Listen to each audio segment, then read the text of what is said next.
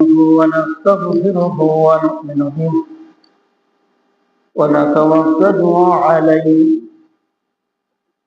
ونعوذ بالله من شرور أنفسنا ومن سيئات أعمالنا من يهد الله فلا مضل له ومن يضلله فلا هادي له ونشهد أن لا إله إلا الله وحده لا شريك له الذي أرسله بالحق بشيرا ونذيرا وداعيا إلى الله بإذنه وسراجا منيرا فقد قال الله تعالى في كلامه المجيد والفرقان الحميد إن الله وملائكته يصلون على النبي يا أيها الذين آمنوا صلوا عليه وسلموا تسليما اللهم صل على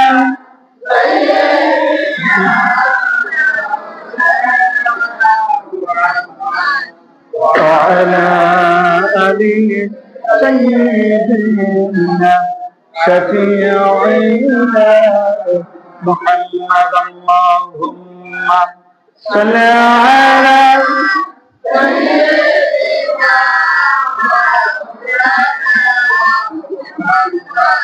وعلى آل سيدنا حبيبنا محمد উপস্থিত ঐতিহ্যবাহী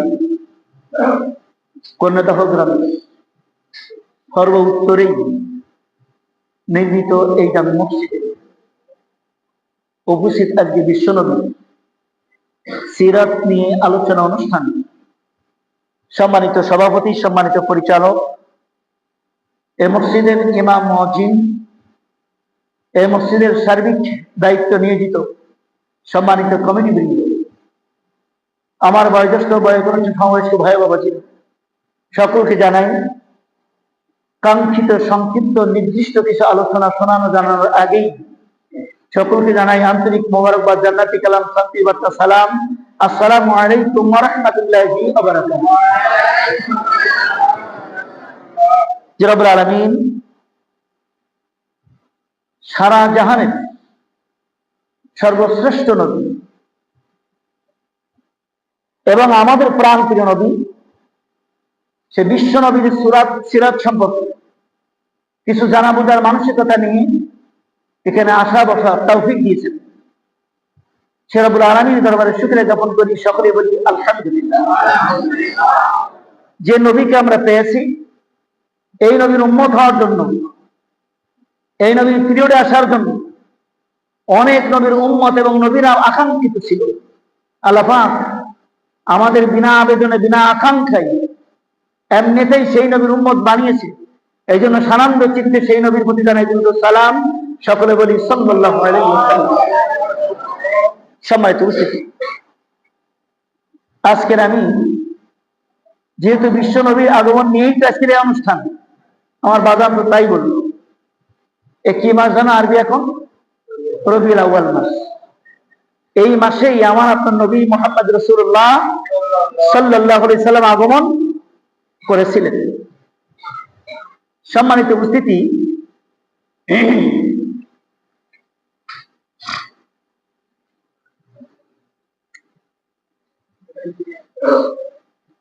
আমার আপনার নবী মুহাম্মদ রাসূলুল্লাহ সাল্লাল্লাহু আলাইহি সাল্লাম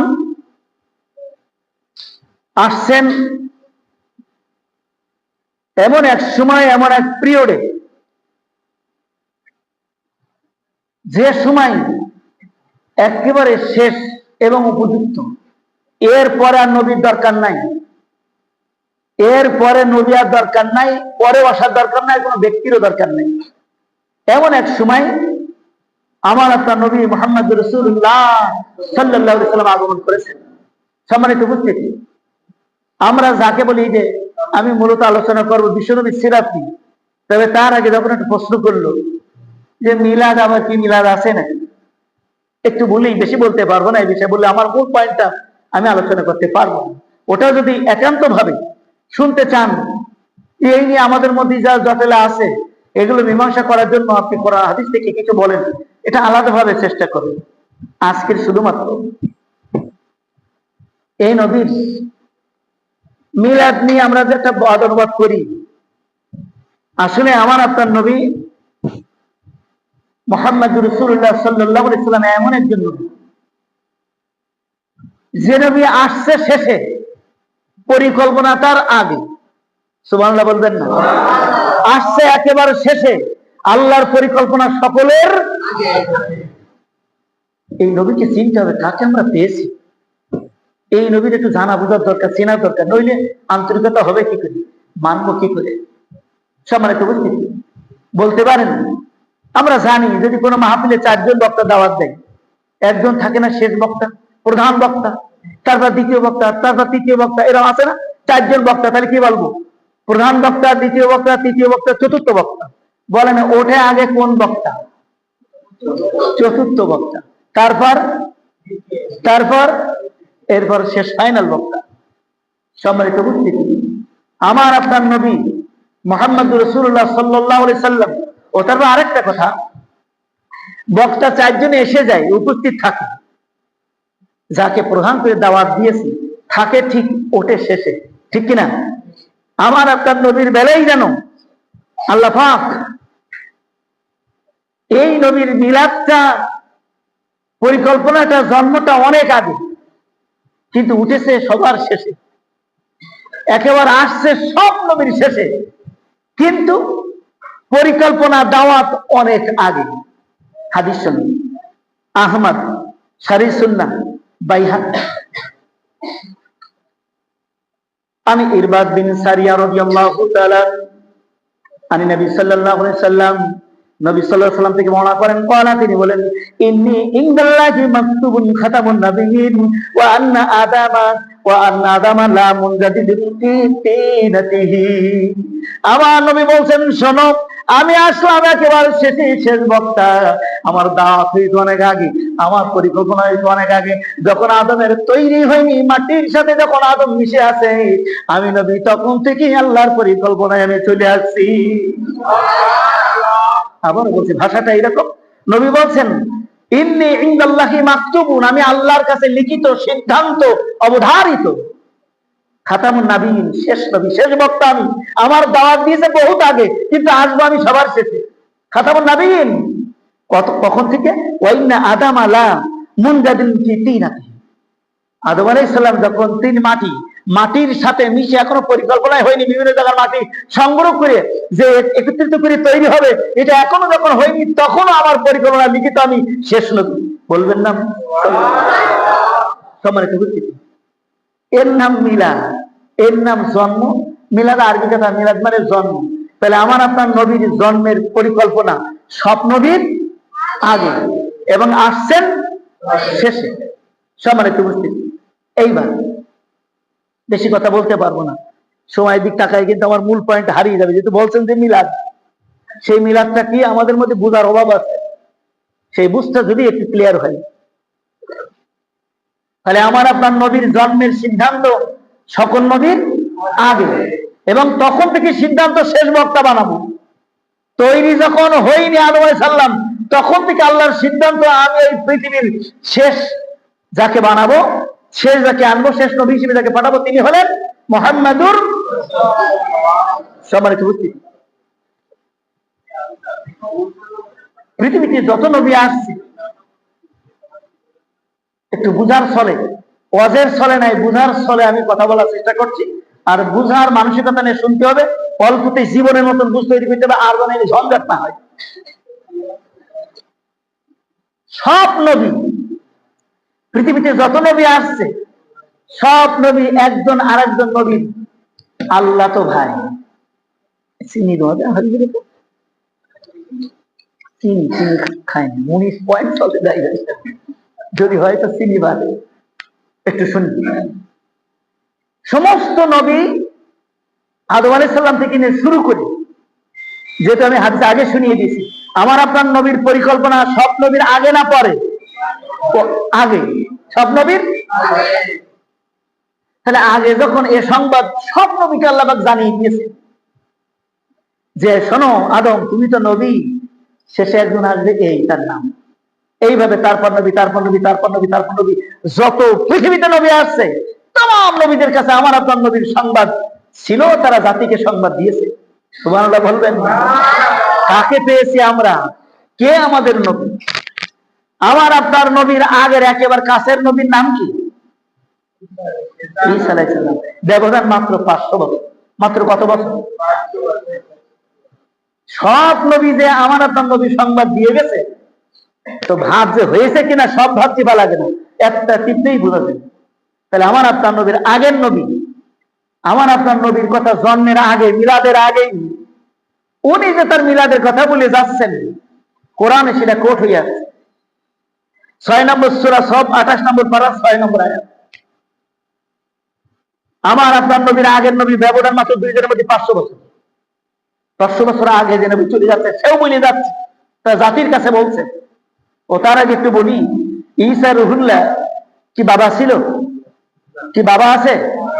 বাবা ছাড়াই পৃথিবীতে আসছে, তিনি হলেন ঈসা রুহুল্লাহ। ওর বাবা নাই। তার মার জীবনও একটা ঐতিহাসিক জীবন। মায়ের পেটে, তার মা ঈসা আলাইহিস সালামের মা যখন তার মার পেটে, ওই পেটে অবস্থা থাকা অবস্থায় ইন্নী নাযারতু লাকা মা ফি বাতনি, মানত করলো, নিয়ত করলো, আল্লাহ আমার পেটে দিটা এটা নিয়ত করলাম তোমার ঘরের খাদেম বানাই দেব। যখন হইল বছর, এই যে মেয়ে দেখছে, আমি নিয়ত করলাম খাদেম বানাবো, মেয়ে দিয়ে কি তাই হয়? খেদমত ছেলেদের যেমন হবে, মেয়েদের কি তাই হয়? কি দিলে? আল্লাহ সান্ত্বনা দিলেন। দেখেন, এক কথা বলতে গেলে সে মূল পয়েন্ট ছাড়িয়ে কত কথা এসে যায়। যখন বলল, আল্লাহ বলছেন ঠিক মানুষ সৃষ্টির সময় যেভাবে ফেরেশতারা বলছিল, আল্লাহ আমরা তো তোমার প্রশংসা কত কিছু করছি, আবার মানুষ বানানোর কি দরকার? আল্লাহ বলছিল, আমি যা জানি তোরা কিন্তু তা জানিস না, তোরা তো তোদের জ্ঞান মতো যা তাই বলছিস, এর মধ্যে কি করলাম সেটা আমি জানি। অনুরূপ ভাবে যখন মরিয়মের মা বললো, আল্লাহ এ তো মেয়ে দেখছি, বলছে মেয়ে চাই, তুমি কি করছো? অনেক মেয়ে আছে যা ছেলের থেকেও অনেক অনেক কল্যাণকার কাজ করার যোগ্যতা রাখে। যেমন আমার বাংলাদেশে বারবার প্রেসিডেন্ট, প্রধানমন্ত্রী হয় কি লোক? মেয়ে লোক। তাহলে তাদের সেই গুণ আছে বলে আমরা ছেলে থাকতে অক্ষম, তারা সক্ষম। তাহলে অনেক মেয়ে আছে ছেলেদের থেকেও সক্ষম, যোগ্যতা সম্পন্ন। সম্মানিত ভাইরা, দেখ ও কথা দিকে আমি আর যাচ্ছি না। সেই ঈসা রুহুল্লাহ যখন জন্ম নিল, এলাকার মানুষ তাকে এবং তার মাকে বদনাম করলো। মরিয়মের স্বামী নাই, কোন পুরুষের স্পর্শ নাই, কিভাবে সে মা হতে পারে? অসম্ভব ব্যাপার। পৃথিবীর ইতিহাস ভেঙে একটা ইতিহাসের বিরল ঘটনা, এটা আমরা মেনে নিতে পারিনি। সে অবশ্যই চরিত্রহীন। বলছিল, মরিয়ম কেঁদো না, দুঃখ নিও না, তুমি রোজা, তোমার মুখের তালা, একটা কথা বলবা না। পৃথিবীর মধ্যে আমার আপনার নবী কত বছর বয়সে নবুয়ত পেয়েছিল? 40। ঈসা রুহুল্লাহ জন্মের পর পরই নবুয়ত পেয়েছিল। জন্মের সাথে সাথে একজন নবী, তিনি হলেন ঈসা রুহুল্লাহ। আল্লাহ হয়ে দিল, ঈসা তোমার মারো তালা, মুখে তালা, বন্ধ, রোজা, কথা বলতে পারবে না। যা মানুষ প্রশ্ন করে তুমি জবাব দাও, আমি জবাব তোমার কাছে দিয়ে দিচ্ছি। সুবহানাল্লাহ বললেন। সেই ঈসা রুহুল্লাহ, ঈসা রুহুল্লাহ সংবাদ দিচ্ছি। আমার আপনার নবী তখন আসেই। কোরআন কারীম সূরা সাফের 6 নম্বর আয়াত। ওয়াইদ ক্বালা ঈসা ইবনে মারইয়াম, স্মরণ করো ওই সময়ের কথা, ওই ঘটনার কথা, ওই বিষয়ের কথা, যখন মরিয়মের বেটা ঈসা রুহুল্লাহ বলল, ইয়া বানি ইসরাঈল, উনি যে জাতির কাছে আসলেন, বনি ইসরাঈল, ও বনি ইসরাঈল, ইন্নী রাসূলুল্লাহি ইলাইকুম মুসাদ্দিকাল লিমা বাইনা ইয়াদাই মিনাত তাওরাত, তোমাদের এর আগে যে আমার কাছে ইনজিল কিতাব, এর আগের যে কিতাব মূসা আলাইহিস সালামের তাওরাত কিতাব, ওই তাওরাতে যা ছিল আমার কাছে আসা ইনজিলেও তাই। ওর সত্যতা প্রতিপাদন করার জন্য, সত্যতা স্বীকৃতি দেওয়ার জন্য আমি ঈসা রুহুল্লাহ নবী হিসেবে এসেছি। ঈসা বলছেন, দেখেন টানে নেই বাবা, ঈসা রুহুল্লাহ, তার কিতাবের নাম কি? ইনজিল। সে রেফারেন্স দিচ্ছে এর আগে যে তাওরাত, ওই তাওরাতে যা আমার ইনজিলে তা এক সূত্রে গাঁথা। আমি ওর সত্যতা স্বীকৃতি দেওয়ার জন্য আসছি নবী হিসেবে, আমি কোন আল্লাহর বেটা না। বলছিল আল্লাহর স্ত্রী আছে মরিয়ম, আর ঈসা আছে আল্লাহর ছেলে। বলবেন না নাউজুবিল্লাহ? এই চিন্তা খণ্ডন করে এই বিশ্বাসের মুখে লাথি মেরে তার কুরবানি দিয়ে দিল, দিয়ে বিধান দিয়ে ওহী দিলেন আল্লাহ, জানিয়ে দিলেন ঈসা রুহুল্লাহ। ভালো করে শুনবেন, নবীর দায়িত্ব কি কাজ। আমাদের আর এবারে কোথাও যাওয়া লাগবে না, দুটো কিতাব, ওই দুটোই যথেষ্ট, সব এর ভিতরে আছে। এই ছেড়ে যত চলবো, বিভ্রান্তিতে তত করবো। সম্মানিত ব্যক্তি, তাহলে বললো কি, ইন্নী রাসূলুল্লাহ, আমি আল্লাহর ছেলে না, আমি আল্লাহর রাসূল। ইলাইকুম, তোমাদের কাছে, মুসাদ্দিকাল লিমা বাইনা ইয়াদাইহি মিনাত তাওরাত, এর আগে যে আসমানি কিতাব, বড় আসমানি কিতাব তাওরাত আসছিল, ওর সত্যতা স্বীকৃতি দিয়ে আমি ইনজিল নিয়ে আসছি। ওয়ামুবাশশিরান বিরাসূলিন, আর শোনো, রাসূলিন 1 বছর, আর আমি চলে যাচ্ছি, চলে যাব, তবে রেখে যাচ্ছি একটা সংবাদ, বলে যাচ্ছে একটা সংবাদ, সুসংবাদ, মুবাশশিরান, সুসংবাদ দিচ্ছি। এমনি বাশার সংবাদ, মুবাশশিরান সুসংবাদ দিচ্ছি। কি সুসংবাদ? বিরাসূলিন, একজন রাসূলের, ইয়াতি মিন বাদি ইসমুহু আহমদ, আমার পরে সেই হবে রাসূল, তার নাম হবে আহমদ। সুবহানাল্লাহ বলবেন না? আমার নবীর কি জন্ম হয়েছে এখনো? এখনো 500 বছর বাকি। পৃথিবীতে জন্ম হতে কয়শো বছর বাকি? 500 বছর বাকি। যখন কোরআন না, তখন আমার আপনার নবী না, তখন নবী ঈসা রুহুল্লাহ, কিতাব ইনজিল রেফারেন্স, ওদিকে তাওরাত থেকে রেফারেন্স নিয়ে আসছে ইনজিল পর্যন্ত, আর খবর দিচ্ছে কোরআন পর্যন্ত। আর বলছে আমি শেষ না, আমার পরেও একজন আসবে, তার নাম হচ্ছে আহমদ। সম্মানিত ভাইরা, কিসের সংবাদ দিচ্ছে? জন্মের সংবাদ। জন্মের আরবি কি? মিলাদ। জন্মের আরবি কি? ওদিকে দিলাম হাদিস, এদিকে নেন কোরআন। তাহলে মিলাদটার যে ভিত্তিহীন, মিলাদ বলি কিছু নাই, মিলাদ জেগে সেই যদি আমরা বলি, তাহলে কোরআনে আয়াত কাটতে হবে।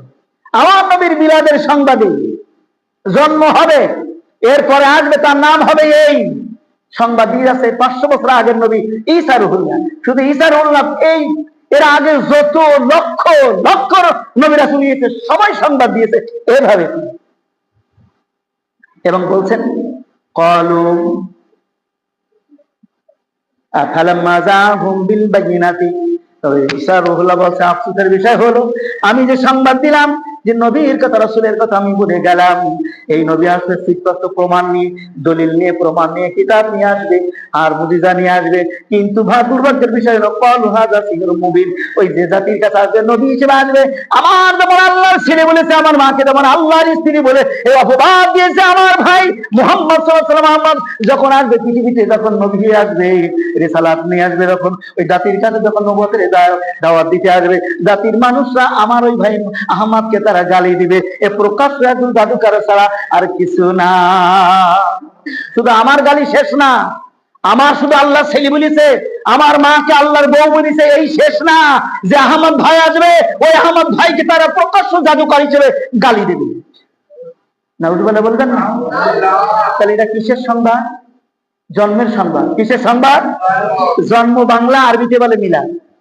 তাহলে আমার নবীর মিলাদের সংবাদ 500 বছর আগ নাই। এই যত পৃথিবীর বয়স, যত প্রথম নবী আদম থেকে নিয়ে তা আমার নবীর আগে নবী ঈসা রুহুল্লাহ পর্যন্ত সবাই আমার নবীর সংবাদ দিয়ে গেছে, অর্থাৎ মিলাদের কথা বলে গেছে। মিলাদের সংবাদ দিয়েছেন কোরআনুল কারীম 61 নম্বর সূরা 28 নম্বর পারা 6 নম্বর আয়াত। এর নাম হলো মিলাদ। এখন কি এই মিলাদ অস্বীকার করবেন? তারপরে কি এই সংবাদের পরে আমার নবীর মিলাদ হয়ে এলো, জন্ম হয়ে এলো? বলে না, মিলাদ বা আরবিতে বলি, বলছেন জন্ম হয়েছে নবীন, বলছেন দেখেন জন্মটা হওয়ার মানেই তো মিলাদ। আসুন সম্মানিত উপস্থিতি, আমি এই বিষয়ে আজকে আর নয়, যদি একান্ত আরো বিস্তারিত শুনতে চান, আলাদাভাবে শুধু ওই বিষয়ে কথা বলবো। আমি যে বিষয়ে কথা বলবো, আমি এখন সেই বিষয়ে যাচ্ছি। সম্মানিত উপস্থিতি, আমি আজকে যে বিষয়ে কথা বলবো সেটা হলো আমার আপনার নবীর একটু সিরাত আমাদের করণীয়।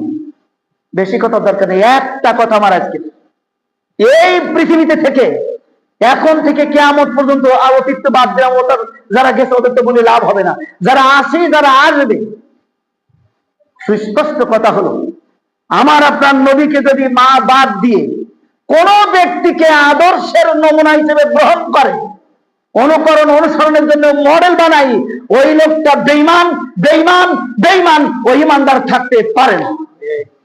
সম্মানিত উপস্থিতি, তাকিরাম কথা হুজুর ও কি বললেন, ও কি মেনে নেওয়া যায়? সম্মানিত উপস্থিতি, আল্লাহ পাক বললেন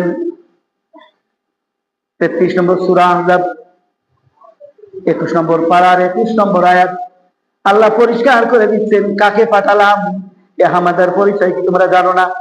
লাকাদ কানা লাকুম ফি রাসূলিল্লাহি উসওয়াতুন হাসানাহ, তোমাদের জন্য যত মডেল, যত আদর্শ, যত অনুকরণীয় অনুসরণীয়, ব্যক্তি জীবনে বলো, পারিবারিক জীবনে বলো, রাষ্ট্রীয় জীবনে বলো, অর্থনৈতিক জীবনে, রাজনৈতিক জীবনে, সামাজিক জীবনে, যত আন্তর্জাতিক জীবনে, যত জীবন তোমরা টানো না কেন, এমন একটা ক্ষেত্র নেই, এমন একটা জীবন নাই, এমন একটা জায়গা নাই যেখানে আমার আপনার নবী তাকে পাঠিয়েছি তোমাদের নবী করে, এই নবী মডেল না, আদর্শ না, এমন একটা জায়গা তোমরা বাইর করে দেখাতে পারবে না।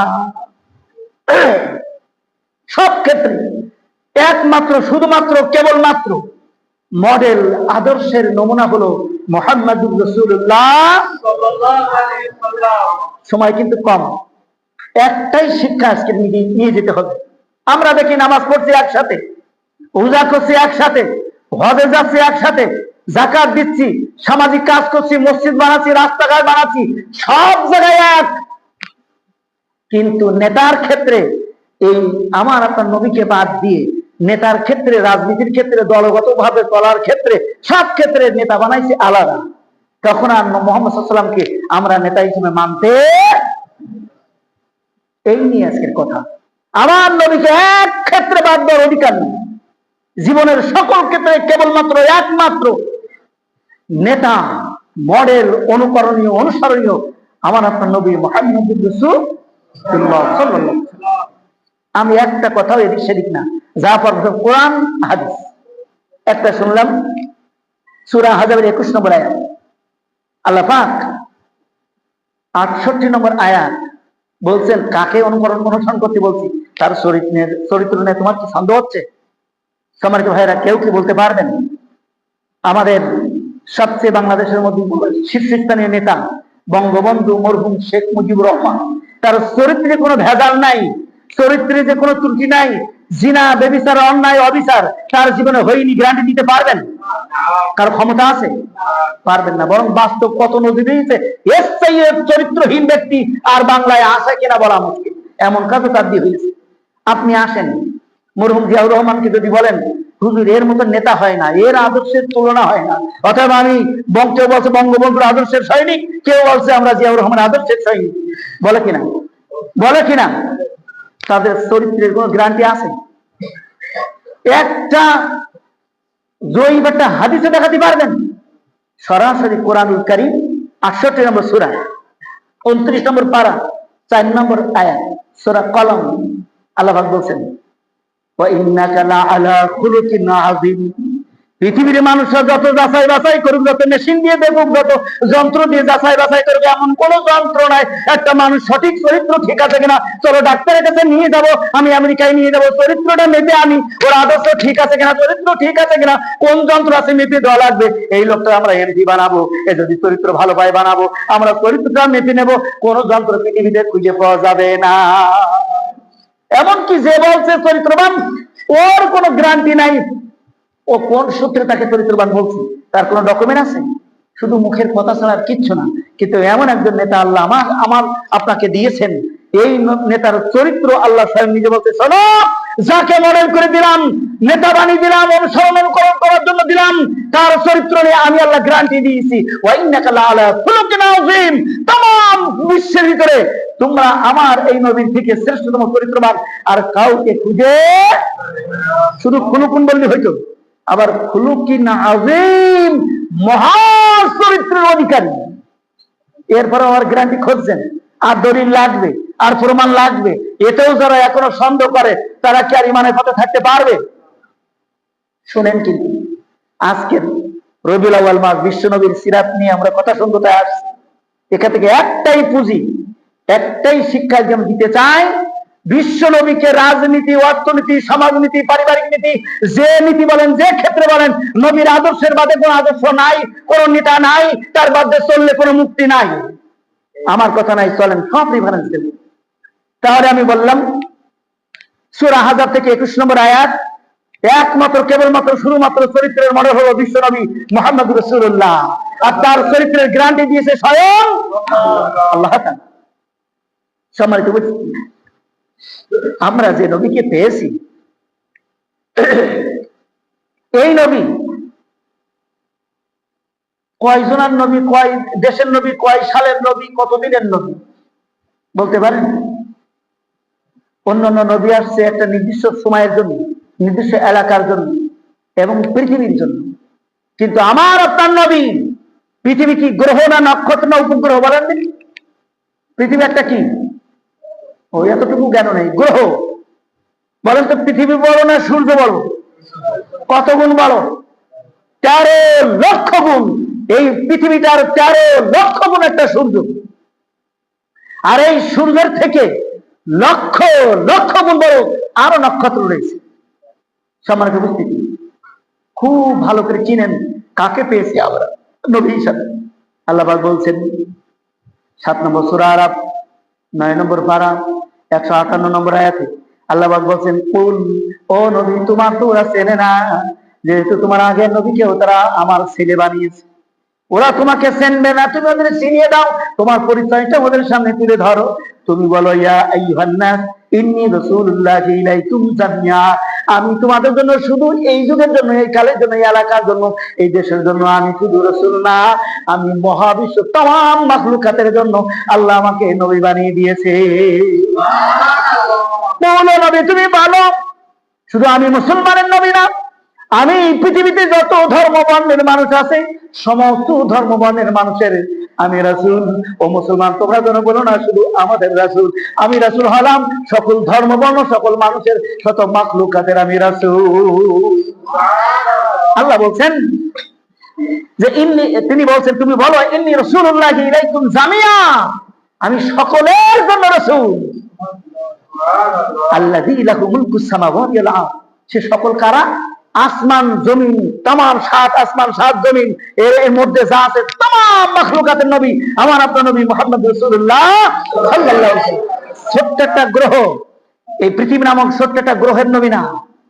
এই পৃথিবী কেন, যত গ্রহ আছে, উপগ্রহ আছে, নক্ষত্র আছে, আকাশ আছে, পাতাল আছে, আসমানে একটা নাই 7 আসমান, 7 আসমানের মধ্যে যা আছে পাহাড় পর্বত সাগর হাওর ভোর নদ নদী পর্বত গাছ গাছালি পশু পাখি तमाम মাখলুকাতের রাসূল আমার আপনার নবী রাসূল মুহাম্মদ রাসূলুল্লাহ সাল্লাল্লাহু আলাইহি ওয়াসাল্লাম।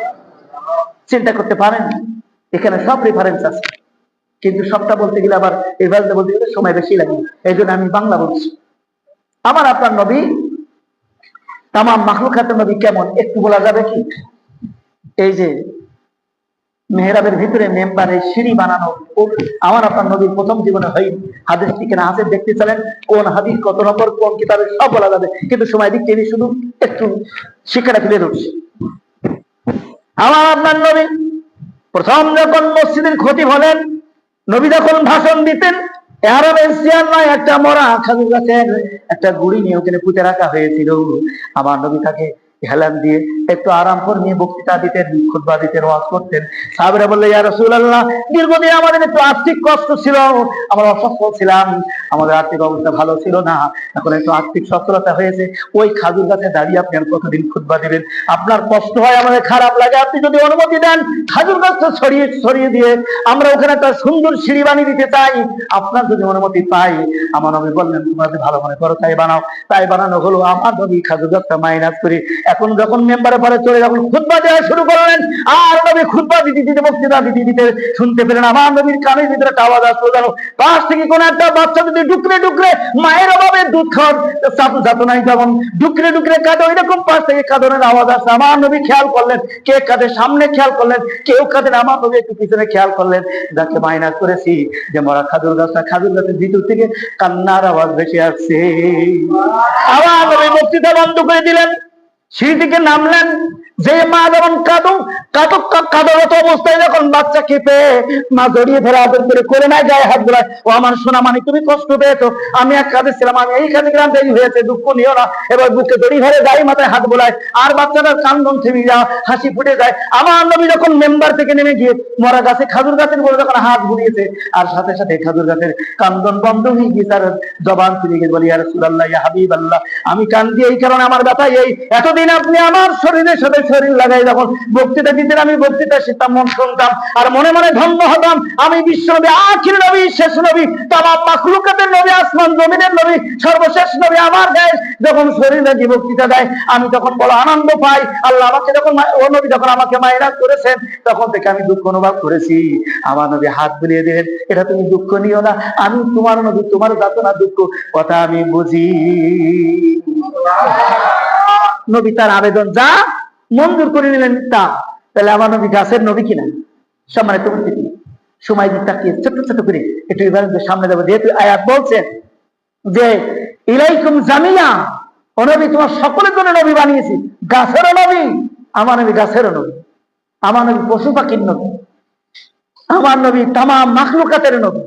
নবী করিম, হাদিসটাও এখানে আছে, নবী করিম সাল্লাল্লাহু আলাইহি সাল্লাম এক আনসারীর বাগানের ভিতরে বিশেষ কোন প্রয়োজনে প্রবেশ করেছেন। প্রবেশ করার পরে নবী বাগানের ভিতরে ঢুকে দেখে, অনুভব করে কানের ভিতরে একটা যেন থুপিয়ে থুপিয়ে কাদার মতো একটা সহজ শব্দ আসছে। আমার নবী ডানে বাইরে সামনে পিছনে ততদিক খেয়াল করতে করতে দেখে দূরে, বেশ একটু দূরে একটা উট বাঁধা। আমি গল্প নয়, আমি হাদিস শোনাচ্ছি। যদি বলেন হুজুর কই, এখানে দেখাই যাবো কোন কিতাবের কত নম্বর আছে, যদি এবার শুনতে চান তাও এখানে আছে। সম্মানিত উপস্থিতি, নবী খেয়াল করলেন একটা উট ডুকরে ডুকরে কাটছে। নবী আমার আর দাঁড়িয়ে থাকতে পারলেন না, হাঁটি হাঁটি পা পা করে একটু দ্রুত উটের কাছে চলে গেল।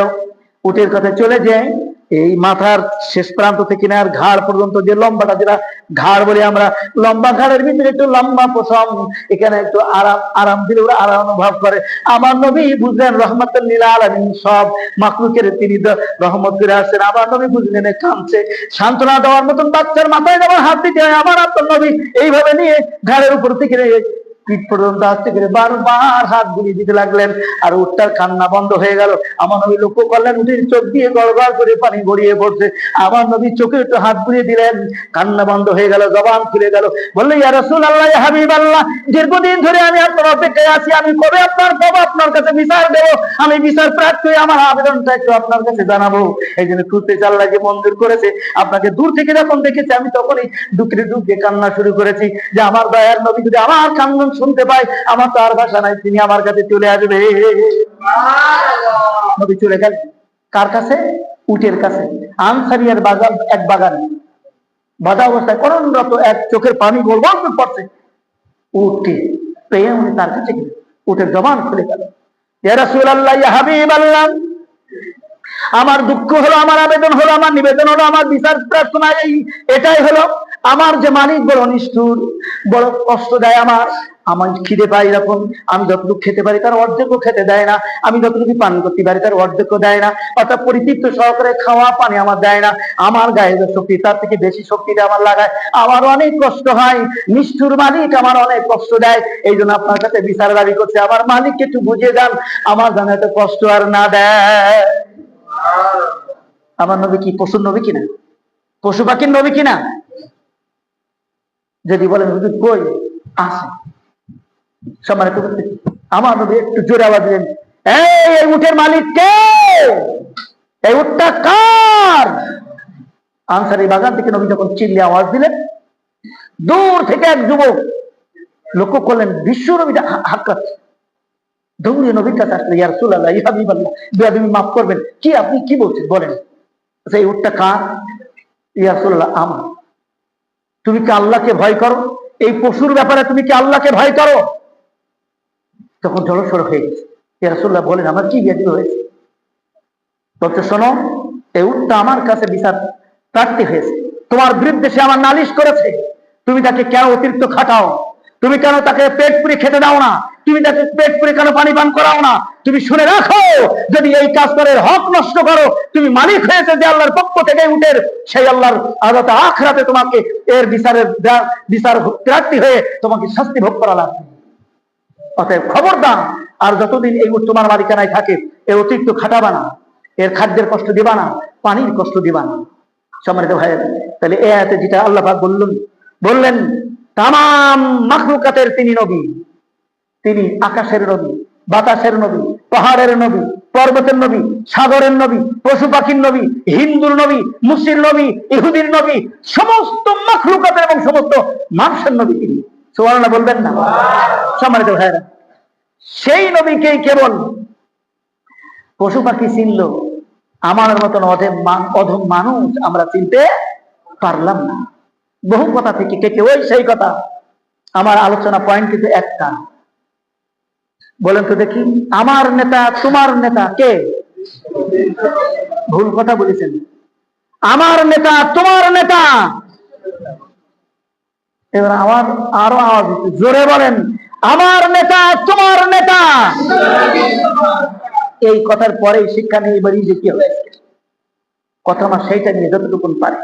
তাহলে এতক্ষণ বলেছি আমি, আমরা যে নবীকে পেয়েছি, এই নবী সাধারণ কোন সত্যটা গ্রহ পৃথিবীর নবী না।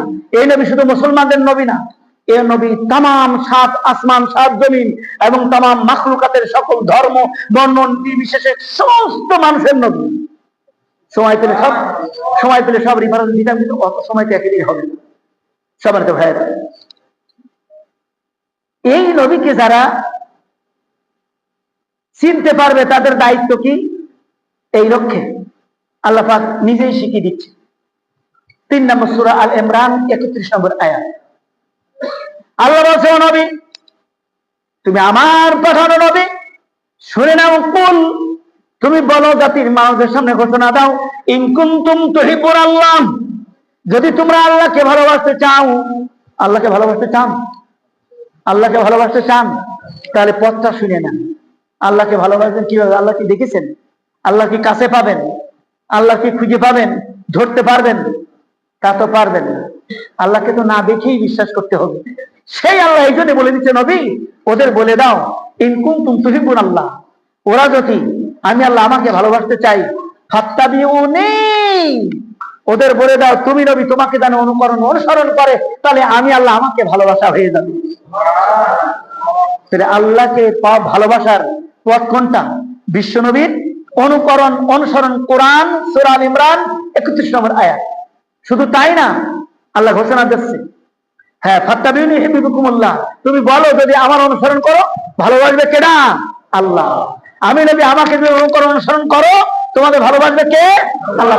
শুধু ভালোবাসা না, ভালোবেসে করবে কি? শোনো, আল্লাহ বলছেন ওয়ায়াগফির লাকুম যুনুবাকুম আল্লাহু গফুরুর রহিম, আল্লাহ তোমাদের তামাম জিন্দেগীর সব গুনাহ খাতা মাফ করে দিবেন যদি আল্লাহকে তুমি ভালোবাসতে চাও, নবীর অনুসরণ করো। অনুকরণের মাধ্যমে যদি আল্লাহর ভালোবাসা অর্জন করতে চাও বা পারো, আল্লাহ এই ভালোবাসা যখন অর্জন হবে, এই পথে যখন হাত দিয়ে আল্লাহ বলছে, ও আমি দয়াবান, আমি রহমান, আমি করুণাময়, দয়া করে মায়া করে আমার ওই বান্দার, তোমার ওই উম্মতের তামাম জিন্দেগীর গুনাহ খাতা আমি আল্লাহ মাফ করে দিয়ে দেব। কার ভালোবাসা অর্জন করতে হবে? আল্লাহ। কার অনুকরণের মাধ্যমে? রাসূলের। কার অনুকরণের মাধ্যমে? এই যে স্লোগান দেন, আমি বঙ্গবন্ধুর সৈনিক বলছি, আমি বঙ্গবন্ধুর আদর্শের সৈনিক বলছি, আমি ইরশাদের আদর্শের সৈনিক বলছি, আমি জিয়াউর রহমানের আদর্শের সৈনিক বলছি, এমনকি কেউ যদি বলে আমি ডক্টর শফিকুর রহমানের আদর্শের সৈনিক বলছি, সাথে সাথে বেঈমান হয়ে যাবে। কোন সাধারণ মানুষের আদর্শের সৈনিক আমরা হতে সম্মানিত উপস্থিতি। তাহলে এখন অনুসরণ করব, কিভাবে করব, কি করব, কি করতে হবে? তা আল্লাহ বলে যাবে না? আল্লাহ বলছে 59 নম্বর সূরা হাসর 7 নম্বর আয়াত, বলছে আমার নবীর কিভাবে অনুসরণ করবা, সূত্র বলে দিচ্ছি, শুনে নাও।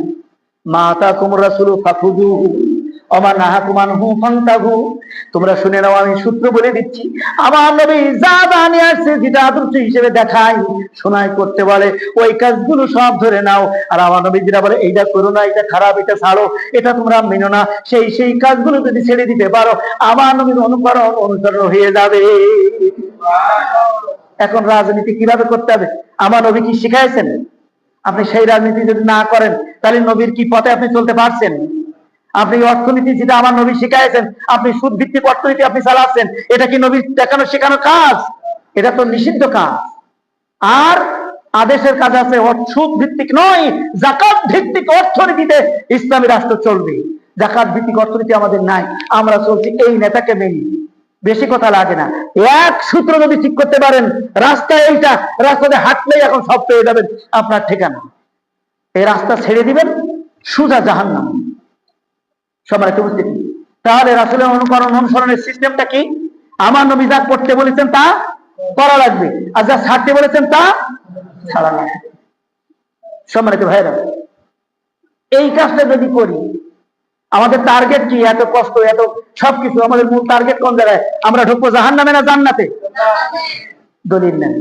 জান্নাতে যেতে চান, ওই একটাই রাস্তা, ওই সেই জায়গা একটাই, আল্লাহ পাক। নবী মানে কি? আমরা নবী মানে তো বুঝি যিনি আল্লাহর পক্ষ থেকে ওহী নিয়ে আসছেন, নবী না? নবী হচ্ছে যারা আরবি লেখাপড়া জানে, এক বছর, বহু বছর বলে আম্বিয়া। আল্লাহ পাক সূরা আম্বিয়ায় বলছেন, ওমা আরসালনাকা ইল্লা রাহমাতাল লিল আলামিন। এই কথাই তো বলতে পারবা না, কখন বুঝাবো? দেখি যদি সময় পাই একটু ঘিঁচতে। সময় তো ভাইরা, আল্লাহ পাক এবার গ্যারান্টি দিয়েছে, তুমি জান্নাতে যেতে চাও, জাহান্নাম থেকে বাঁচতে চাও, তা কোনে যাচ্ছ তুমি? সিস্টেম পথটা শুনে নেবা না, চিনে নেবা না, বুঝে নেবা না? আল্লাহ পাক বলছেন, ওমা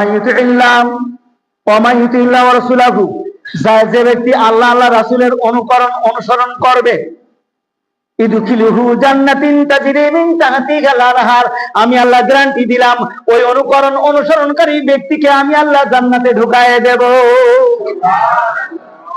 জান্নাতে যাওয়ার রাস্তাও এই একটা। ওমা ইউতিল্লাহ ওয়া রাসূলাহু, যে ব্যক্তি আল্লাহ আল্লাহ রাসূলের অনুসরণ করবে, আল্লাহ বলছে ইদখিলুহু ফিল জান্নাতিন তাজরি মিন তাহতিহাল আনহার, আমি তাকে এমন জান্নাতে ঢুকাই দেব, সেখানে শুধু কি নহর প্রবাহিত, এবং শুধু একদিন নয়, খালিদিনা ফিহা, চিরকাল ওই জান্নাতে থাকবে, কোনোদিন আর বেরোবে না। সম্মানিত ভাইয়েরা, তাহলে এখানে বললো আল্লাহ আল্লাহ রাসূলের অনুসরণ করতে হবে। রাসূলের নাই করলাম, আল্লাহর কি করে করবো? আল্লাহর কনে পাবো, কনে ধরবো, কনে নেব, কোন জায়গায় পাবো, তাই আল্লাহর অনুকরণ করব? এখন প্রশ্ন আসে না?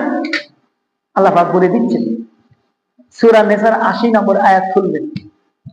আল্লাহ পাক বলছেন, একই জায়গায় একই ঠিকানা দিয়ে দিচ্ছেন, মাইয়ুতির রাসূলা ফাকাদ আতা আল্লাহ।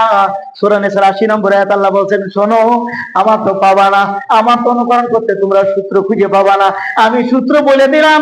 সূরা নিসার ৮০ নম্বর আয়াত আমি তোমাদের কোট করে দিলাম, বলে দিলাম, শোনো, মাইয়ুতির রাসূলা ফাকাদ আতা আল্লাহ, আমার রাসূলের অনুকরণ যে ব্যক্তি করবে, ওইটা আমার রাসূলের নয়, স্বয়ং আমি আল্লাহ আমার অনুকরণ করা হবে। যেহেতু আমার রাসূল যা করে আমি যা বলি তাই, তাহলে আমার কথাই যখন চলে, তার কথা যখন চলে না, ও কথা কার? আল্লাহ। অনুকরণ হবে কার? আল্লাহ। খুব ভালো করে ক্লিয়ার করে নিতে হবে আজকে। তাহলে আমাদের দুই জগতের নেতাকে আমাদের আল্লাহ আর রাসূলুল্লাহ। আমরা কার আদর্শের সৈনিক? রাসূল সাল্লাল্লাহু আলাইহি ওয়াসাল্লাম আদর্শের সৈনিক। ব্যক্তি জীবনে কি করবো? রাসূল যা করেছেন, যা শিখিয়েছেন। পারিবারিক জীবনে কি করবো? রাসূল যা করেছেন, যা শিখিয়েছেন। সমাজ জীবনে কি করবো? তাই। অর্থনৈতিক জীবনে তাই, রাজনৈতিক জীবনে তাই, সকল ক্ষেত্রে রাসূল বলেছেন যা করবো তাই।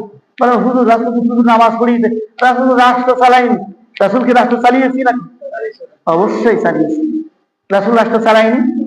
রাসূল যেভাবে রাষ্ট্র চালিয়েছে, সেইভাবে যে চালাবে সেই হলো রাসূলের অনুকরণকারী, অনুসরণকারী। সম্মানিত উপস্থিতি, এখন বলবেন হুজুর যাই বলেন আর তাই বলেন, নামাজ ছাড়বান না, রোজা ছাড়বান না, হজ ছাড়বান না, যা বলেন মসজিদ কয়তলা করতে হবে তা করে দেবান, নেতাটা মানবান না। নেতা হিসেবে নবীকে মানতে পারবো না, নবীর সাথে রাজনীতি করতে পারবো না, নবীর সাথে সমাজনীতি করতে পারবো না, আন্তর্জাতিক নীতি এটা আমরা মেনে নিতে পারবো না, ওটা বাদ দেন, ওইটা আলাদা করে দেন, তাহলে ঠিক আছে। আল্লাহ এবার বলে দিচ্ছেন, আমার আপনার নবীর নাম যা, সূরার নাম তা, সূরার নাম মুহাম্মদ, নাম্বার 47, এর আয়াত নম্বর 33।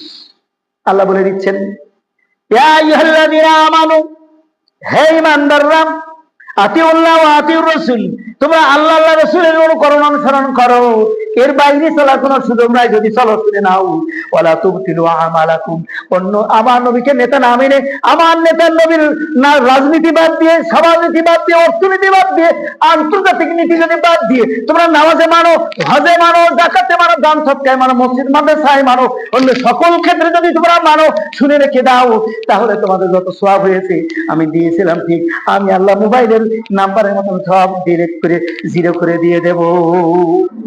সব সব হবে ঠিক। বলেন দান করিলাম সে কি হয়েছে? আল্লাহ কে সব 0 করে দিয়ে দিয়েছে, নাম্বার যা পেয়েছিল সব 0। সূরা মুহাম্মদ 47 নম্বর সূরা মুহাম্মদ 33 নম্বর আয়াত। আমি যদি ভুল বলি বাড়িতে একটু আবার দেখে নেবেন। সম্মানিত উপস্থিতি, এবার বলবেন হুজুর যাই বলেন তাই বলেন, দুনিয়ায় নেতা মারতে পারবেন না, আখিরাতে থেকে ধরবেন। আখিরাতে যে পরকালে উঠবানি, নবী নবী করে পাগল হয়ে যাবো, আর অন্যদিকে যাবো না, সামনে নেবো নবী, বলবো আমার নেতা নবী। আমরা তো চালাকি শুরু করি, যেদিন থেকে মরে ওই দিন থেকে আল্লাহর সাথে গাদ্দারি শুরু করে দিই। এই লোকটা রাজনীতি করেছে, কুফরি মতবাদের রাজনীতি, সাধারণ মানুষের তৈরি রাজনীতি, সমাজনীতি তাই, অর্থনীতি সুদভিত্তিক অর্থনীতি সন্তুষ্ট হয়ে সেই দিকে রায় দিয়ে, সেই দিকে সমর্থন দিয়ে সরকার তৈরি করে ও চলিছে সমানে ওই আদর্শের সৈনিক হয়ে মরিয়ে গেছে। হুজুর এখন বলছে বিসমিল্লাহি ওয়া আলা মিল্লাতি, আল্লাহর কসম একথা খবরদার, যে ব্যক্তি আমার নবীকে নেতা মেনে তার রাজনীতি, তার অর্থনীতি, তার সমাজনীতি সব নীতিতে যে নেতা মানতে পারেনি, তার ক্ষেত্রে যেন এই কথা বলবেন না। ও তো মরিয়েছে, যে বলেছে সেও মরিয়েছে। ওতে বলতে হবে বিসমিল্লাহি ওয়া আলা মিল্লাতি বঙ্গবন্ধু, বিসমিল্লাহি ওয়া আলা মিল্লাতি জিয়াউর রহমান, বিসমিল্লাহি ওয়া আলা মিল্লাতি ওই ইরশাদ, যে যার নেতা ছিল ওর মিছিল তার নাম বলে দিতে হবে, ও ছিল যার। এবার শোনেন, পরকালে কে বাঁচবেন? 17 নম্বর সূরা বনী ইসরাঈল 71 নম্বর আয়াত। আল্লাহ পাক পরিষ্কার করে বলে দিচ্ছেন, চালাকি চলবে না।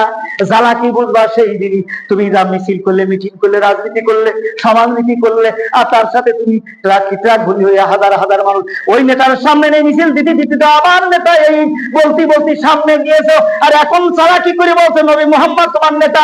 ও কখনোই আমি মেনে নিতে পারি। আল্লাহ বলছে ইয়াউমা নাহশুরুল মুত্তাকিনা ইয়াউমা, কিয়ামত যদি সংগঠিত হবে, প্রত্যেকটা মানুষকে দলগত ভাবে হাসরের ময়দানে হাজির হওয়ার আগে রাস্তাঘাটে যেমন সমাবেশ হবে, সারসা টয়লেট হাই স্কুলে কোন নেতা থেকে নেতাকে সামনে নিয়ে মিছিল দিতে আমার নেতা অমুক, আমার নেতা তমুক, সামনে থাকে নেতা, আর মিছিল দিতে সব সারসা স্টেডিয়ামে চলে যায়। অনুরূপভাবে কিয়ামতের ময়দানে প্রত্যেকটা মানুষ চালাকি করে কোনো সুযোগ নাই। সূরা বনী ইসরাঈল 71 নম্বর আয়াত আল্লাহ পাক বললেন ইয়াউমা নাহশুরুল মুত্তাকিনা ইমামা, ওই দিন সমস্ত মুত্তাকিরা যেমন দলগত থাকবে, আর ওই দিন অনুরূপভাবে ইয়াউমা কি বললাম আয়াতটা যেমন ইয়াউমা নাদু কুল্লা উনাসিম বিইমামিহিম, কিয়ামত যখন সংগঠিত হবে ওই দিন প্রত্যেকটা মানুষকে তাদের নেতার সাথে উঠা লাগবে। হাসরের ময়দানে ঢোকার আগে নেতা থাকবে সামনে, অনুসারীরা তার পিছনে, নেতার মিছিল দিত ওই নেতার সাথেই হাসরে উঠা লাগবে। সূরা বনী ইসরাঈল 17 নম্বর সূরা 71 নম্বর আয়াত। ইয়াউমা নাদু কুল্লা উনাসিম বিইমামিহিম, ওদের ইমামের সাথেই ডাকা হবে, এক ব্যক্তিও ইমাম বাদে হাসরের ময়দানে যেতে পারবে না। ওই দিন যারা আদর্শের সৈনিক বলেছে, বঙ্গবন্ধুর আদর্শের সৈনিক সামনে, এরা সব পাশে পাশে যাওয়া লাগবে। যারা বলেছে জিয়াউর রহমান আদর্শের সৈনিক, আমরা কর্মী, ওই জিয়াউর রহমান সামনে তাদের সাথে যাওয়া লাগবে। যে যাকে এইভাবে আদর্শের সৈনিক বানিয়েছে, সাজিয়েছে, ওকে তার সাথে উঠা লাগবে। সম্মানিত উপস্থিতি, বুঝতে কি কষ্ট হচ্ছে আমার? এই জন্য একটাই পয়েন্ট আজকে, সেটা হলো দুনিয়া আখিরাতের কেবলমাত্র একমাত্র নেতা হলো মুহাম্মদুর রাসূলুল্লাহ সাল্লাল্লাহু আলাইহি ওয়াসাল্লাম।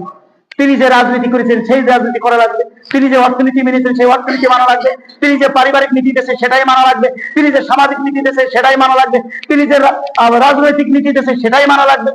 একটা ক্ষেত্রে তাকে বাদ দিয়ে এড়িয়ে চললেই ও বেঈমান হয়ে যাবে, ও আর মুসলমান থাকতে পারবে না। সম্মানিত উপস্থিতি, কতটুকু তোমার তো 9টা 15 আলোচনা কতটুকু চলবে?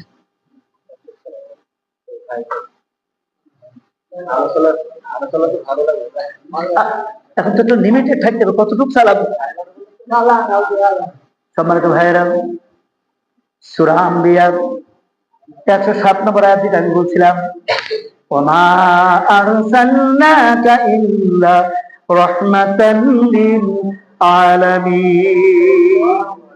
আমার আপনার নবী মুহাম্মদ রাসূলুল্লাহ তামাম বিশ্বের কি স্বরূপ? রহমত স্বরূপ। হাদিস ঠিকানে এবার দেখতে শুনতে চাই, তখন দেখাবো, এখন অনুবাদ বলছি। আমার আপনার নবী বিশ্ব নবী মুহাম্মদ রাসূলুল্লাহ সাল্লাল্লাহু আলাইহি সাল্লাম, আল্লাহ কত বড় রহম করে করুণা করে আল্লাহ দয়াময় করে রব্বুল আলামিন আমাদের মাঝে তাকে পাঠিয়েছেন। আমাদের কষ্টে তিনি কষ্ট অনুভব করেন, আমাদের দুঃখে তিনি দুঃখিত হন।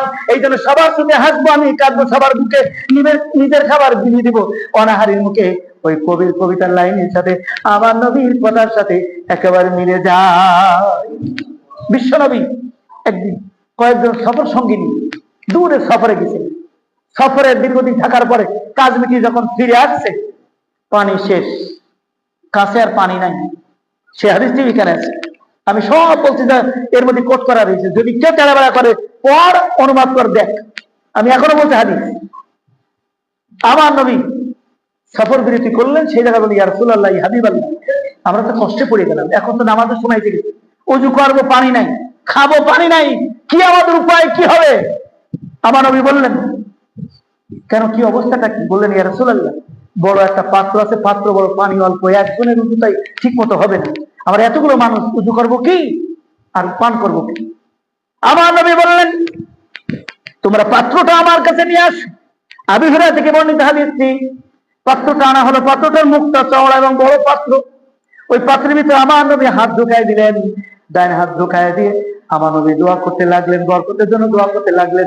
বর্ণনাকারী আবু হুরায়রা বললেন, আমি ওই ময়দানে ওই সফর সঙ্গীতে আমি ছিলাম।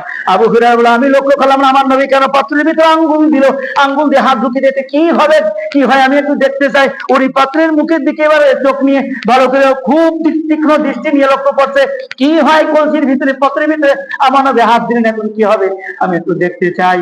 আবু হুরায়রা বললেন, আমার নবী যখন হাত দিল, আমি লক্ষ্য করলাম দুই হাতের দুই আঙ্গুলের ভিতরে যে ফাঁক, ওই ফাঁকের থেকে গড় গড় গড় গড় করে রহমতের পানি বেরিয়ে কলসি ভরে গেল। আর আমাদের সকলকে পানি নিতে আমার নবী অনুমতি দিলেন। আমরা সব লোটা নিয়ে দৌড়লাম, পাত্র নিয়ে দৌড়ালাম, ওই পাত্রটাকে ঢেলে পানি নিতে লাগলাম। আমরা ওই কাপড়ের ভিতরে 70 থেকে 80 জন আমরা সফর সঙ্গী ছিলাম। সকলে আমরা পান করার জন্য যত পানি, উজু করার জন্য যত পানি, সমস্ত পানি আমরা মিটাই ফেললাম। তারপরেও দেখলাম পাত্র ভরা পানি এখনো রয়ে গেছে। সম্মানিত ভাইয়েরা, রহমত যদি পেতে চান, গজব থেকে যদি বাঁচতে চান, বিশ্বনবী মুহাম্মদ রাসূলুল্লাহ সাল্লাল্লাহু আলাইহি ওয়াসাল্লাম আদর্শে চলার বাইরে কোনো সুযোগ নাই। এত আযাব, এত গজব, এত বিপদ, এত কষ্ট, এত উন্নয়ন, অশান্তি যায় না কেন? অশান্তির আমরা জায়গায় তো আমরা হাত দিয়েছি। সম্মানিত উপস্থিতি, এখানে আরো একটি হাদিস আছে, আমি একবার শেষের দিকে চলে যাচ্ছি। বিশ্বনবী তাবুক যুদ্ধ থেকে ফিরে আসছে। তাবুক যুদ্ধ থেকে ফিরে আসার সময় যাত্রা বিরতি করে খাওয়া দাওয়া সব সেরে সামনে যে সময়টুকু আছে, এমন একটা কঠিন সময়, এই সময় এখনো কয়েকদিন থাকা লাগবে, যাওয়ার দেখতে খাওয়া লাগবে, খাদ্য সব শেষ। এরপর কয়েকজন সাহাবী এসে বিশ্ব নবীকে বললেন, ইয়া রাসূলুল্লাহ, ইয়া হাবিবাল্লাহ, আমরা তো বিপদে পড়ে গেলাম, আমাদের যত খাদ্য রসদ সব ফুরিয়ে গেছে, খাওয়ার মতন তেমন কিচ্ছু নাই, আমরা এখন খাবো কি, আমরা এখন বাঁচবো কি করে, চলবো কি করে? তাহলে আপনি যদি অনুমতি দেন, আমরা যে উটের পিঠের পরে বাহন দিয়ে গুজা দিয়ে নিয়ে আসছিলাম, এই উটি থেকে কিছু উট জবাই করে দিয়ে আমরা খেয়ে ফেলি। এই যে করবো কি, খাদ্য তো কিচ্ছু নেই। ইয়া রাসূলুল্লাহ, আপনি অনুমতি দেন, দিলে আমরা কিছু উট জবাই করে খেয়ে ফেলি, নয়তো আমাদের তো উপায় কি, আমরা তো না খেয়ে মরবো। আমার নবী বললেন, তা যাও তাই করো, তাছাড়া গতি। অনুমতি দিলেন। সাহাবী আনন্দ করে চলে যাতে জবাই করে। দূর থেকে লক্ষ্য করলেন ওমর রাদিয়াল্লাহু তাআলা ছুটে আসলেন রাসূলের কাছে, শুনতে পেলেন এই তথ্যটা। এখান থেকে আরেকটা প্রমাণ মেলে, প্রেসিডেন্ট যেই হোক, চেয়ারম্যান যেই হোক, মেম্বার যেই হোক, বড় বিচারপতি যেই হোক, প্রত্যেকটা মানুষের উপদেষ্টা থাকা দরকার। আমি যত বড় যাই হোক, আমার একার বেরোনে সবটাই সঠিক সিদ্ধান্ত অনেক সময় হয় না, ভুল সিদ্ধান্ত হয়ে যেতে পারে। যেহেতু এটা তো ওহী না, এটা আমি মানবিক দিক থেকে বলে ফেলেছি। প্রয়োজন তারা জবাই করতেন, করো। আমার নবী সাধারণভাবে অনুমতি দিয়ে দিয়েছে। ওমর রাদিয়াল্লাহু বলছে, ইয়া রাসূলুল্লাহ, আপনি কি ক্ষতি করলেন, আপনি কি বলে ফেললেন? ইয়া রাসূলুল্লাহ, শীঘ্রই আপনার অর্ডারটা উইথড্র করে আপনি বন্ধ করে দেন। খবরদার এই যদি করেন আমাদের বাহন কমে যাবে। এখন আমাদের উপায় হবে কি? মাল সামানা নিয়ে যাবো কি করে? এত বোঝা মাল তো আমরা মাথায় নিতে পারবো না, আমরা বিপদে পড়ে যাবো, তখন আর সংকটে পড়ে যাবো। ইয়া রাসূলুল্লাহ, তাহলে করা। ওমর রাদিয়াল্লাহু বললেন, ইয়া রাসূলুল্লাহ, আপনি এটা বলবেন না, আপনি নিষেধ করেন, জবাই করা নিষেধ করে দেন। রাসূল বললেন, ওমর, তাহলে কি করা যায়, কি বলবো আমি এখন? ওমর রাদিয়াল্লাহু বললেন, ইয়া রাসূলুল্লাহ, ইয়া হাবিবাল্লাহ, আপনি তো রাহমাতাল লিল আলামিন করে আপনাকে পাঠিয়েছে আল্লাহ। আমার বিশ্বাস আপনি যদি আল্লাহর কাছে দোয়া করেন, রহমত কামনা করেন, আল্লাহর কাছে করুণা চান, আল্লাহ না দিয়ে পারবে না। আপনি দোয়া করতে থাকেন। আপনি বলেন কি? ওই সমস্ত মানুষদের একটা অর্ডার দিয়ে দেন। আমার নবী বললেন, তোমাদের যার কাছে যা আছে বঙ্গবন্ধু ডাকের মতন সব আমার কাছে নিয়ে আসো। কেউ অল্প একটু তরকারি, কেউ আদা রুটি, কেউ যার কাছে যে খাদ্য আছে, যতটুকু টুকরো আছে সব নিয়ে আসলো। আমার নবী বললেন, এখানে চামড়া বিছাও। চামড়ার বিছানা বিছিয়ে দেওয়া হলো। বলেন, এখানে রাখো। সবাই যার যা আছে সেখানে এক জায়গায় করা হলো। আমার নবী হাত রেখে আল্লাহর কাছে বরকতে দোয়া করলেন। বরকতে দোয়া করার পরে সেই খাদ্যের পরিমাণ এমন ভাবে আল্লাহ বরকত দিল, বেড়ে গেল। ওই কাফেরার যা যা প্রয়োজন সমস্ত প্রয়োজন মিটে আরো দেরি পড়ে গেল। সম্মানিত উপস্থিতি, এই হলো আমার আপনার নবী। সেই নবীকে আমরা চিনলাম। বরকতের দরজা খুলবে তখন আল্লাহর হুকুম মতো, আল্লাহর অনুকরণ অনুসরণ করে, রাসূলের অনুকরণ অনুসরণ করে আমার ব্যক্তি, পরিবার, সমাজ, রাষ্ট্র, অর্থ সবকিছু যখন মিলে নিতে পারবো, আল্লাহ তখন বরকতের দরজা খুলে দিবেন। ঘোষণা আল্লাহ না। সম্মানিত উপস্থিতি, এই জন্য আমাদের সময় বলছিল, একেবারে নাকের ডগায় আসছি। এই ব্যাপারে একদিনে শেষ করার না, এটা অনেক দিন ধরে, এটা ধারাবাহিক ভাবে সিরাতুর রাসূল নিয়ে আলোচনা না করলে, না শুনলে এই বিষয়টা আমাদের বুঝে আসবে না। একদিনই শেষ করার না। বলবেন যে হুজুর কিছু গজা জিলাপি অথবা কিছু খিচুড়ির ব্যবস্থা করে যা করে দিছে, নবীর ওই কাঁধে উঠার মতো, নবীকে নবী হিসেবে বলার মতন, উম্মত বলে দাবি করার মতন যথেষ্ট হয়ে গেছে।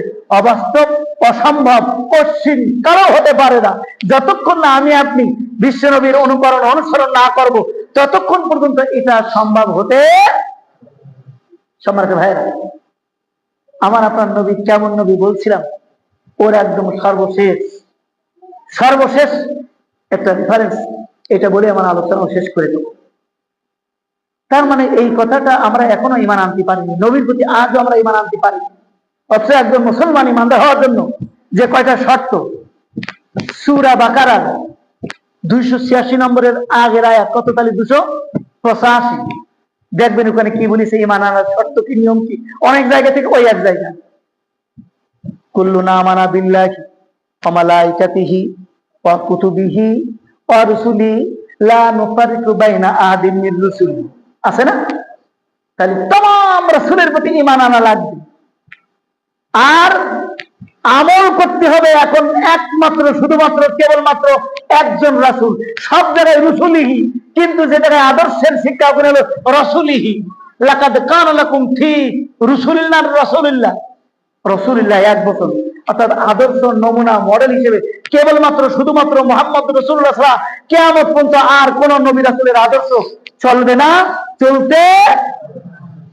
কিন্তু দাবি করে বসবে ভণ্ড, আমার আপনার নবীর স্থলে বিশুদ্ধ দাবি করবে ভণ্ড ভাবে কয়জন, 30 জন লোক ভণ্ড নবী দাবিদার হবে। ওদিকে আজকে যেতে পারছি না। আমি যেটা বলছিলাম যে আমার আপনার নবীকে বাদ দিয়ে আপনি কোথায় কি খুঁজছেন, কোথায় দড়িয়ে বেড়াচ্ছেন রাজনীতি শেখার জন্য, অর্থনীতি চালানোর জন্য, দেশ এগোনোর জন্য। এর বাইরে গেলে কশ্চিন কালেও শান্তি শক্তিতে দেশ চলতে পারে না, পারবে না, কশ্চিন কালেও চলবে না। চলতে হলে, চালাতে হলে কেবলমাত্র শুধুমাত্র আমার আপনার নবীর আদর্শ মডেল ছাড়া আর বিকল্প কোনো পথ নাই। তাই আমার নবী যখন আসছেন, নবী আমার একটা সুন্দর উদাহরণ দিয়েছেন। এই হাদিসটি এটা হলো বুখারী শরীফের 3283 নম্বর হাদিস। আমার নবী কেমন নবী, নবীর মধ্যে ঘাটতি আছে না, কমতি আছে কিনা, আর বাইরে যাওয়া দরকার আছে কিনা, এটা উদাহরণ দিতে আমার নবী বললেন, শোনো, আমার উদাহরণ হলো এরকম, যেমন এক ব্যক্তি সুন্দর একটা ঘর বানালো, ঘরের যা যা দরকার সব পরিপূর্ণ হয়ে গেল, যেখানে যে রং দরকার রং হয়েছে, যেখানে যা ঢং দরকার তাই দেওয়া হয়েছে, সবকিছু দেওয়া হলো, কোনো ঘাটতি নাই।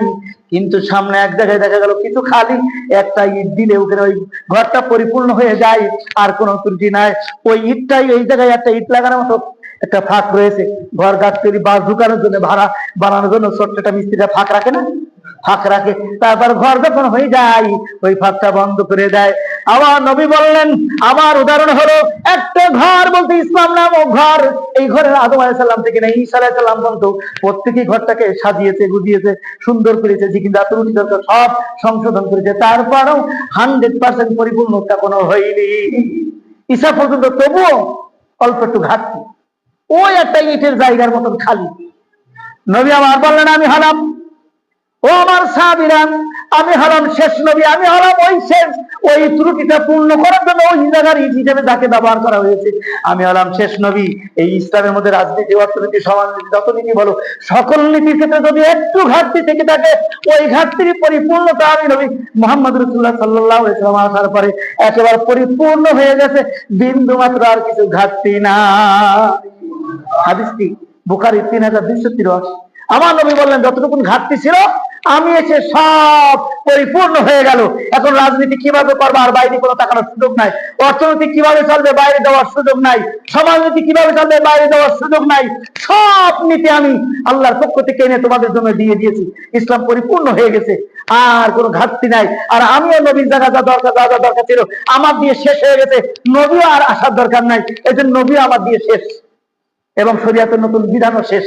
সম্মানিত উপস্থিতি, তাহলে এতক্ষণ ওই শুরু থেকে এই পর্যন্ত আমি যা বোঝাতে চেষ্টা করেছি, দলিল দিয়ে, রেফারেন্স দিয়ে যেটা আমি দেখাইছি, সেটা হলো এই: আমাদের ব্যক্তি, পরিবার, সমাজ, রাজনীতি, অর্থনীতি, সকল নীতিতে, সকল ক্ষেত্রে কেবলমাত্র একমাত্র মডেল আদর্শ হলো বিশ্বনবী মুহাম্মদ রাসূলুল্লাহ সাল্লাল্লাহু আলাইহি ওয়াসাল্লাম। এমনকি একজন নবীও পৃথিবীতে এখনো আসবে। বলেন তো নবীর নাম কি? ওই যে নবী বললাম আমার নবীর আগে সংবাদ দিয়ে গেল, উনি কি মৃত্যু অবস্থায় গিয়েছে নাকি জিন্দা অবস্থায় গিয়েছে?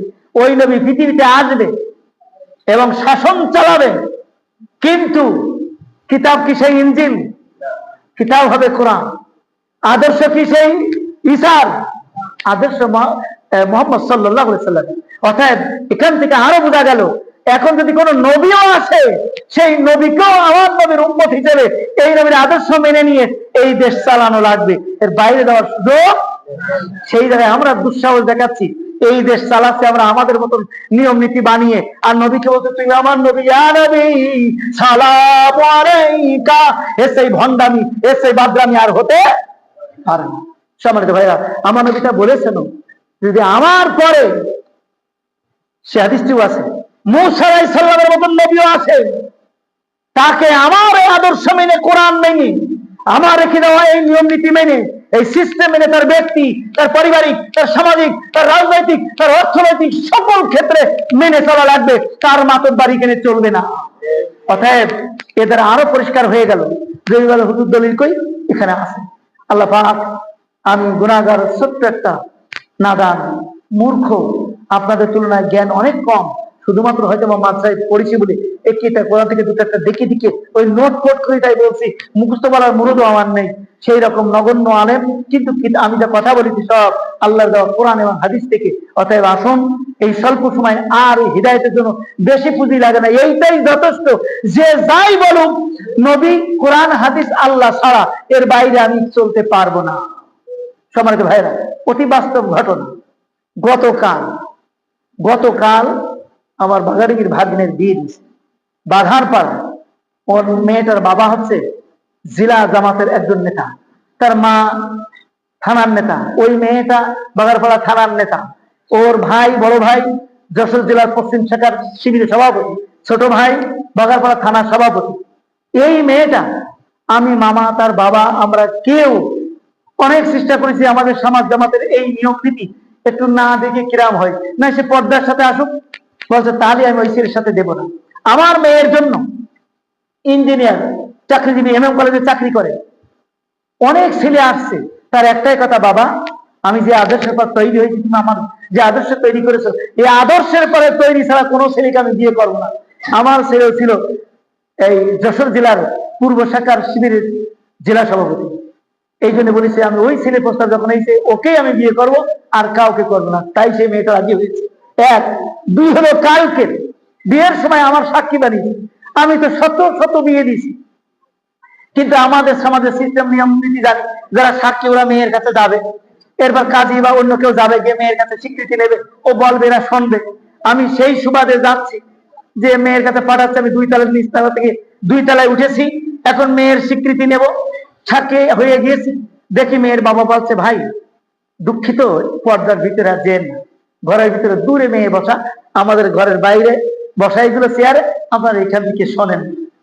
এইভাবে সাক্ষী দিতে হলো। উনি বললেন, ভাই একটাই কথা, শরিয়ার বাইরে যদি একটা কাজ করেন, আমি এই মুহূর্তে এখান থেকে বিয়ে বন্ধ দিতে রাজি আছি। সম্মানিত উপস্থিতি, এটা আমার জন্য বাস্তব আর একটা মডেল, বা আমি শিখলাম, আমি আনে হতে পারি, আমার থানায় তো এরকম না, এত করা করি না, এরকম সিস্টেম না। আমরা তো চাচা, বাবা, দাদা, খালু, নানা যত আছে দল দিকে নে, একেবারে পা দেখ, মাথা দেখ, চুল দেখ, ঠ্যাং দেখ, ইত্যাদি। অতএব শরিয়ার অনুমোদনে এটা না। এইভাবে ব্যক্তি, পরিবার, সমাজ, রাষ্ট্র সকল ক্ষেত্রে আমার রাসূল যেটা শিখিয়েছে, এর বাইরে যদি চলি মুক্তি পাওয়ার কোনো সুযোগ নাই। আলেম হই, ইমাম হই, আর যাই হই। অতএব আসুন আমার আপনার নবীকে আমরা আদর্শের মডেল হিসেবে যে আল্লাহ দিয়েছে, সে আল্লাহর কাছ থেকে সেটাকে গ্রহণ করে তার আদর্শ থেকে শিক্ষা নিয়ে বাকি জীবনটা যদিও চলতে পারি, এখনো ইন্নামাল আমার বিল খাওয়াতিম, আলাদাকে শেষ আমলটা কি, এখনো মরার আগে যদি একদিনের জন্য আমরা মেনে নিয়ে চলতে পারি, আজ কাল আমার মৃত্যু হয়ে যাবে, আজকে সিদ্ধান্ত নিলাম, যা আজকে আলোচনা শুনেছি এর বাইরে আমি আর চলবো না, কালকে আপনার মৃত্যু হলো, কালকেই আপনি মুমিন মুসলমান বিশ্বনবীর উম্মত হিসেবে আপনি মরতে পারবেন, আল্লাহর ভালোবাসা অর্জন করে আপনার মৃত্যু হবে। আল্লাহ যেন আমি বক্তা শ্রোতা সকলকে তাই দান করেন। সকলে বলে আল্লাহুম্মা আমিন। ওয়া মা তাওফীকি ইল্লা বিল্লাহ, ওয়া মা আলাইনা ইল্লাল বালাগ। বলা বসে কথা বলতে বলতে أعوذ بالله من الشيطان الرجيم. بسم الله الرحمن الرحيم. لقد جاءكم رسول من أنفسكم عزيز عليه ما عنتم حريص عليكم بالمؤمنين رؤوف رحيم. فإن تولوا فقد حسبي الله لا إله إلا هو عليه توكل وهو الرب করুন তোমরা বেশি লাভবান হতে পারবে। এই জন্য আসুন দোয়ার আগে আমরা সম্মিলিতভাবে এতগুলো মানুষ একত্রিত হয়ে কথা শুনলাম, আমরা একত্রিত হয়ে আল্লাহর কাছে একটু তওবা করি। সকলে বলি আউযু বিল্লাহি মিনাশ শাইতানির রাজীম। বিসমিল্লাহির রহমানির রহিম।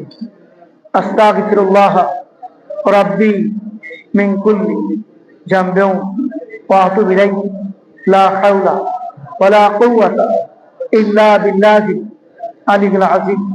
আস্তাগফিরুল্লাহ আল্লাযী লা ইলাহা ইল্লা হুয়াল হাইয়ুল কাইয়্যুম ওয়া আতুবু ইলাইহি রাব্বি ইগফিরলি ওয়া তুব আলাইয়া ইন্নাকা আনতাত তাওয়াবুর রহিম।